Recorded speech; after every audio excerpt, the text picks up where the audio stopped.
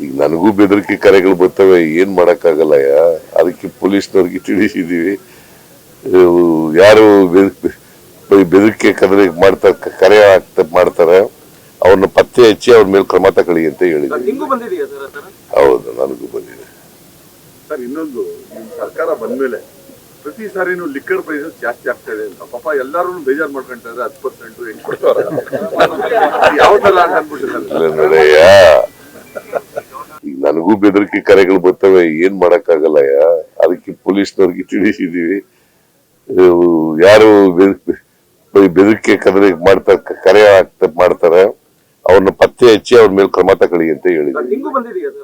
ಹೌದು, ನನಗೂ ಬಂದಿದೆ ಸರ್. ಇನ್ನೊಂದು, ಸರ್ಕಾರ ಬಂದ್ಮೇಲೆ ಪ್ರತಿ ಸಾರಿನೂ ಲಿಕ್ಕರ್ ಪ್ರೈಸಸ್ ಜಾಸ್ತಿ ಆಗ್ತಾ ಇದೆ ಅಂತ ಪಾಪ ಎಲ್ಲಾರು ಬೇಜಾರ್ ಮಾಡ್ಕೊಂತಾರೆ. 10% ಹೆಂಗ್ ಕೊಡ್ತಾರೆ, ಯಾವ ತರ ಅನ್ಬಿಟ್ಟಿದ್ದಾರೆ ನೋಡಯ್ಯ. ಈಗ ನನಗೂ ಬೆದರಿಕೆ ಕರೆಗಳು ಬರ್ತವೆ, ಏನ್ ಮಾಡಕ್ಕಾಗಲ್ಲಯ್ಯ. ಅದಕ್ಕೆ ಪೊಲೀಸ್ನವ್ರಿಗೆ ತಿಳಿಸಿದೀವಿ. ಯಾರು ಬೆದರಿಕೆ ಕರೆ ಮಾಡ್ತಾರೆ ಅವ್ರನ್ನ ಪತ್ತೆ ಹಚ್ಚಿ ಅವ್ರ ಮೇಲೆ ಕ್ರಮ ತಗೊಳ್ಳಿ ಅಂತ ಹೇಳಿದ್ವಿ.